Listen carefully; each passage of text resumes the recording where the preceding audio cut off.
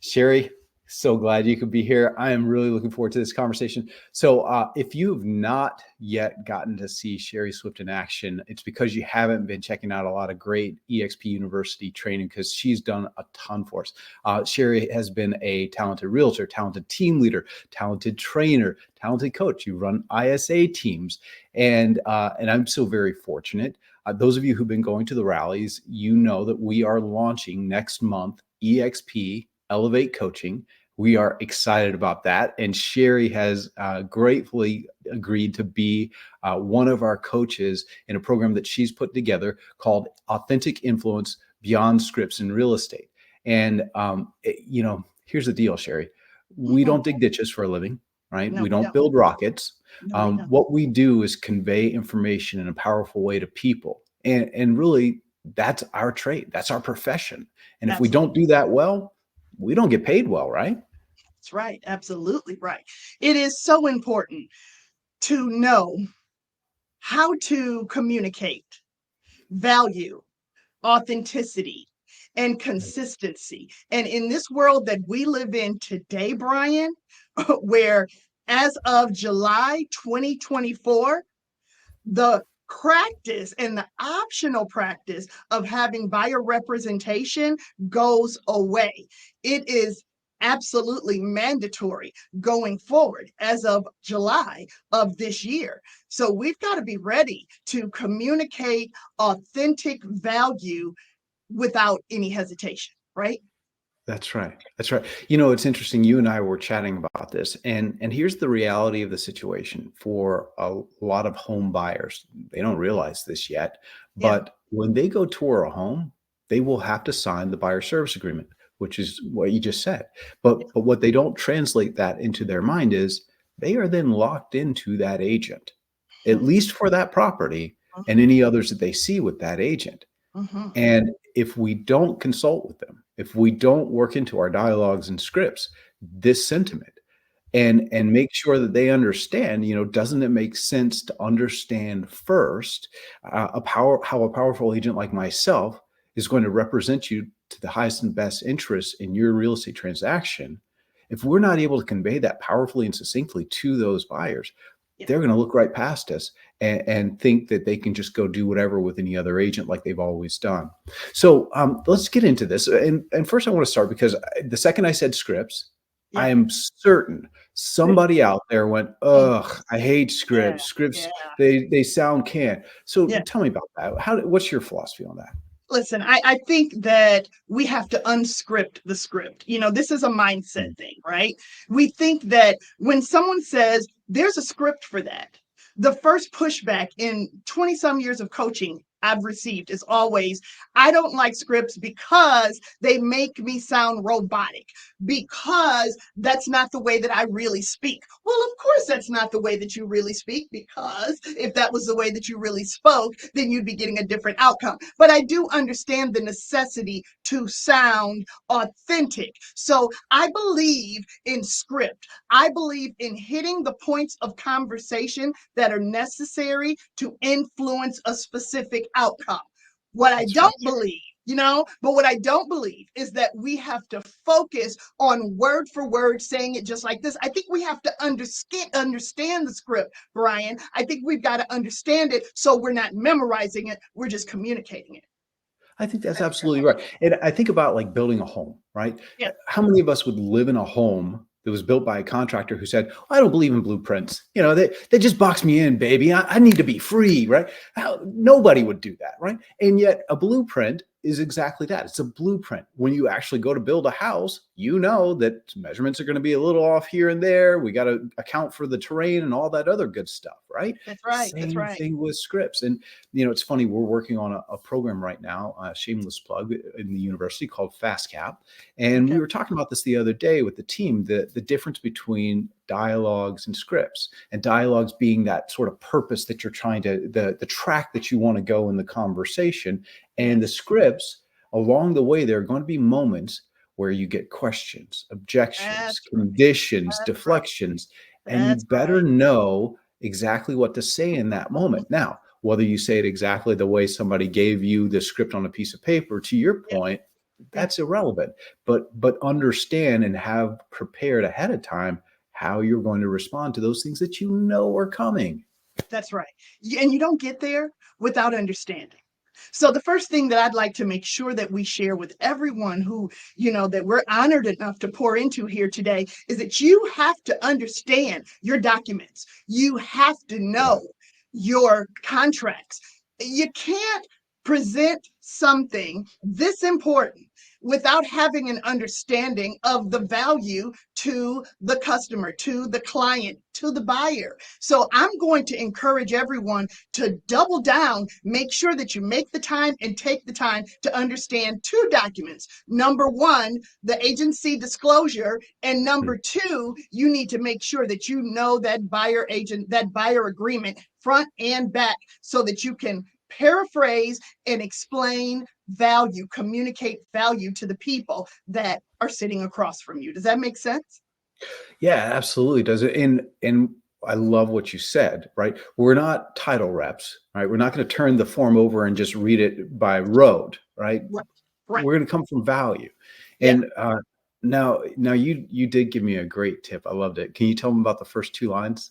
Oh, yeah. See, listen, I have believed as long as I have been in the business, one of the things that the guys were talking about just a few minutes ago was the pride of being surrounded by people who actually have authentically exercised this muscle. And when I was in the field years ago, someone taught me so many years ago, and I paid it forward and shared it with everyone that I've coached and trained going forward. Our agency disclosure relationship, our disclosure regarding real estate agency relationship form, everyone, it's this form. I don't know if you can see it. This form is a gift to you. What I want you to do is the next time you have to print off one of these forms, I want you to read the first sentence in this form.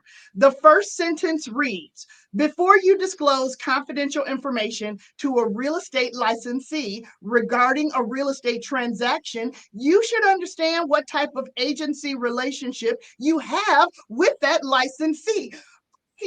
I don't, if I'm a newer agent, or if for some reason I'm all in my head and I think, oh, I'm nervous about having to explain my value and talk about this. Do you know how many people have missed an opportunity to have an agreement signed early in a relationship because they're actually afraid that they're going to lose a client that they never had in the first place? So if you're one of these people that kind of feels like, I'm scared, I don't know how to communicate this, you take that disclosure regarding real estate agency relationship form, you highlight that first sentence, you turn that around and put it in front of that buyer, and all of a sudden, that is your entryway into what we're talking about right now. That's the why behind what we're doing here.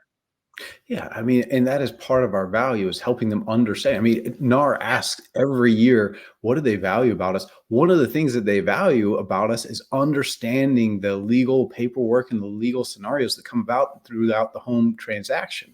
that's right. So you talked about the value, and we talked before. You talked about this scripting around transparency. You want to share a little bit about that with everybody? I think that when we communicate upfront, we begin a conversation disclosing expectation. That is the type of transparency that the buyers that are going to hire you are going to appreciate. And when you tell people what you're doing for them, then they will 100% understand it and they will follow you. It's all about professional consultation here. So I believe that if we are explaining and communicating transparency through the process, explaining the agreement, ensuring clarity on our roles, and then relationship responsibilities and what they should expect from us. If we are communicating that through this process, we have no problem having a document signed. When we put a document in front of them, or even worse, try to fax something to them, don't ever Next. do that. No. Why would anyone ever sign something and they've not had an opportunity to have transparency communicated? Well, again, this is part of your value is explaining these things to your potential client. Yes. Yes. So I love that. And so let's talk about getting face to face with these folks, right? Hmm. And let's talk about this buyer rep agreement, because one of the reasons why most agents have not leveraged the buyer rep agreement in the past is the fear around objections that are going to come from it, right? Hmm. And what's interesting, so let's make sure we distinguish between objections, Hmm. deflections, Hmm. conditions, and Hmm. questions, because they're not the same thing. They're They not. can sound the same thing, and if you try to treat them the same, you're going to miss their point. So you want to share anything about that before we kind of get into the two most common objections? No, I think that we first things first, Brian. I think that we have to first bring on the objections. Yeah. I think we have to think differently about these objections. Bring on the objections because anyone actually communicating an objection to me means that I am swinging at the opportunity. So it means Yeah. that you're curious and you have a question, and that's my opportunity to respond and give you a real answer. So bring on the objections. You have to think differently about it. And then be prepared to address the common objections. The time to address the objection is not when you're in front of the person.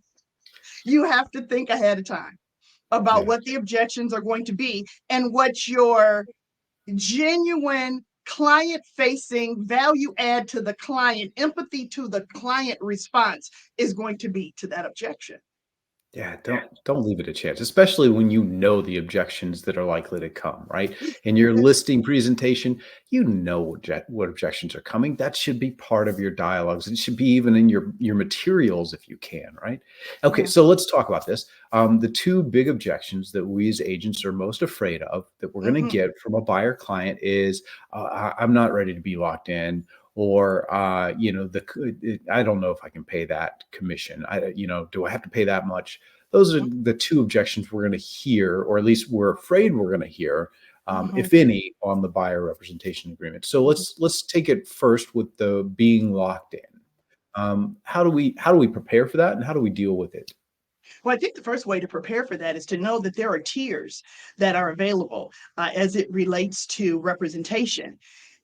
I think that these tiers exist, my friends, for the clients, the potential clients, and for us. You don't know for sure that you want to be in relationship with some of these people. Have you ended up in relationship with anyone that you thought halfway through the relationship, I wish I never met you at all? I think there's like a song like Are we that. talking about real estate or personal here? Which both is It's the the answer. same. It's the same. And so I think that the first step is accepting that and realizing that there's a tiered approach, that I love everyone with EXP and the university and all our leadership, and everyone is working so hard to make sure that we have access to documentation that gives us options for Yes. representation other than just the exclusive the buyer agreement that binds us until you buy a house for this amount of time. There is a single option, right? A single showing option, correct, Brian?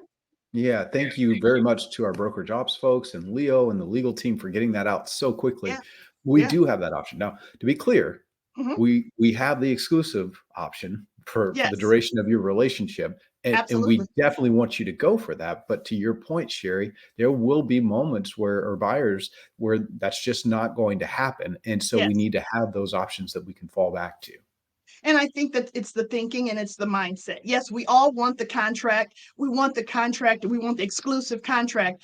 And Yeah. it's okay. I believe in protection instead of rejection. If someone says, I'm not sure I want that long term commitment, it's okay to fix your mindset and give them the opportunity to know your value by offering that tiered option. So know what your options are. So when you get hit with that objection, you'll be able to say, no worries. Here's how we can date before we marry. Here's how we can date before we marry. But here's what I want you to understand. I want you to understand, Mr. or Mrs. Buyer, that you are going to end up with representation from someone. Someone is going to represent your interest through this. You have a choice to either select your representation and partner with someone who's capable and qualified and has your vested interest that they're prioritizing and is going to empathize with you through this process. Oh, and by the way, can we talk about the fact that has the opportunity to actually give you access to listings that aren't available to everyone? Again, thank you, Leo Pareja, for making that deal Yes, happen with EXP exclusives. yes, yes. So I think that it's, again, I'll go back, Bryon. It's so important to make sure that we know what's in our toolbox. Okay, so That's that right. when we get that objection, we can talk about the tiers and we can talk about the urgency of partnership and why that's necessary. That's right. Listen, we know what's coming, so let's prepare for it. Let's That's make right. sure that if you haven't yet downloaded the buyer agency toolkit that our awesome marketing team put together for us a couple of That's weeks right. ago, That's it's right. there. Go leverage it, work that into your dialogues, work that into your presentation and consultations. And then I do Okay. realize that we still have one more quick thing, because I know we're probably running out of time here. The whole commission conversation. Yeah. This is something we can negotiate, and you've got to get comfortable with the process and how you can negotiate commission coverage on behalf of your buyer as part of each agreement. And so when they say, I'm not quite sure if I'm ready to pay this commission, but I'm going to tell you, if you get good at front loading with value, you're not going to have that pushback. But if they give you that pushback and they don't understand the value of the representation, you can let them know that, no different than we've always talked about concessions and help with closing costs. We can talk about how we can work hard. You are committed to working hard to negotiating this cost being covered. That's right. And just remember the dialogues we've always had on the listing side of this equation. That's right. The first, price is only an issue in the absence of value. So let's That's talk right. about value. That's And right. the second is, would you trust an agent who couldn't negotiate their own fees to negotiate on your behalf? And if Absolutely. you're not practicing those types of dialogues on the list side, well, you need to be now not only on the list side, but also on the buy side as well. Exactly. Exactly. Exactly. I think this is a tremendous opportunity for everyone to really, really upsize their connection with their value proposition. If you weren't sure before what value you brought to a relationship with a buyer, you need to become certain in that value proposition. It needs to be documented, it needs to be available. You have to be prepared to communicate it. And most importantly, don't undervalue your value. You have to come. This is something that we should have been doing a long time ago, Bryon. Absolutely. All right. And I want to get into more of this, but I know in your coaching program, you go in depth on how to communicate Mhm. your value and things like that. But you and I had a great conversation. I wanted to let them kind of have you share some of the thoughts that you shared with me on the difference in communicating with different generations. Would you mind kind of jumping into the conversation we had about boomers, Gen X, Gen Z, and all of that? Mind at all. This is one of my favorite conversations and one of my favorite classes to teach. Here's what I want everyone to understand: do unto others as they want to be done unto, not the way that you want them to do unto you, which means we have to be consistently conscious of who we have in front of us. We have in front of us either a baby boomer, 1946 to 64, a Gen Xer, 1965 to 1980. These are the tech understanding people, but they still value relationships. We've got the millennials. Okay. Have you ever tried to talk to a millennial on the phone about something? They don't pick up the phone, but they turn right back around and they text you. There Yes. is a different way to communicate with everyone based on what generation they're in. So I'm really excited in my coaching program to be able to share with people the advantage of understanding these different generations, how to communicate. Communication has never been more important than it is right now in our industry. That's right. All right. Well, so give me a tip. Let's start with the baby boomers. How should I be approaching those in my dialogues with baby boomers? Well, I think you got to emphasize the personal touch. Mm, Baby boomers want the personal touch. They want the dedicated support that they'll receive throughout the agreement, right? So you've got to bring in the feeling. Okay, you got to bring in security and stability. Highlight how this agreement offers security and stability in the home buying process, and then that it aligns with their desire and what it is that they're hoping for in their outcome. Okay, I bet you're going to ask me about Gen X next. Gen Yes, X, please. Gen X, you are going to want to make sure that you're balancing technology and personalization. Emphasize a balance between using technology for efficiency, but Gen Xers still want that personal touch. They want you to call from time to time. So you've got to have both things. Know that they have a tendency, Gen Xers do, to do their own research. Don't take it personal when people decide that they want to verify and validate what you've said. It's Yeah. okay, but when you're in front of it and you understand what it is that you're working with, you don't mind that. And show how the agreement complements their efforts by providing professional guidance. These Gen Xers, you want to ask them questions that's going to make them think, like, how important is it to you to have dedicated representation throughout your home buying journey? They love questions like that because it's going to give them an opportunity to talk about it. Those are my people. All Yeah. right. So millennials, how would I talk to Yeah. them a little bit differently? First of all, we need to know this is our prime purchasing group right here. This is age 27 to 42, right? These are the people that you want to have a tech savvy approach, emphasize the use of technology, who we are as a technology driven company throughout the process. So, such as virtual tours, e-signatures, and again, access to listings that aren't available to the masses yet, right? You want to make sure that you're emphasizing focus on providing transparent information with this group of people and empowering them with the knowledge about the agreement benefits. There's so much more to this. It's just you can't talk about all of it in just 3 minutes. I love it. What's funny about what you just said, if you haven't gone to the regional rally yet, or you weren't able to make the one in your area, one of the things we shared, download the deck. I'm sure it's available on Workplace. If you can't find it, hit me up. I'll get it for you. We were on the Deloitte because of all of the wonderful technology that the team has built and that the agents have helped us build. The Deloitte Technology 500. Fast 500 is the tech award. EXP is one of those top companies on that list. Absolutely. Go put that into your materials. Make sure that today's buyers and sellers understand that. And really, at the heart of things, I mentioned that NAR profile of home buyers and sellers. All right. Every year, we as an industry get dinged by our customers because of one thing: communication. Anybody who's ever called an expired listing, that one of the things that they're going to rail about in the first 2 minutes of that conversation is how they never heard from that agent. That's right.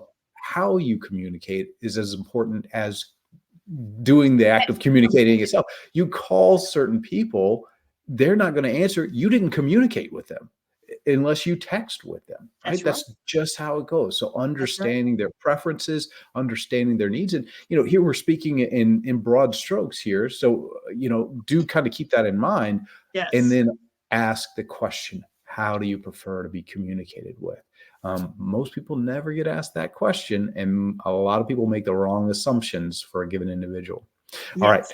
All right. So Sherry, Yes. thank you for coming and being with us today. And Thank by you the for way, having thank you for being part of Elevate Coaching. June 12th, Wednesday, Yes. June 12th, is the Correct. start of Authentic Influence Beyond Yes. Scripts in Real Estate. Yes. If you have not yet gone to, I think Randy's going to drop in the chat for us the link for the pre-registration. The actual Elevate Coaching site's not launching until May when we hit EXPCon Canada. But there is a pre-reg there if you want to go ahead and get pre-registered for Sherry's sessions before it sells out. Sherry, as always, thank you, my friend. Thank you. Amazing.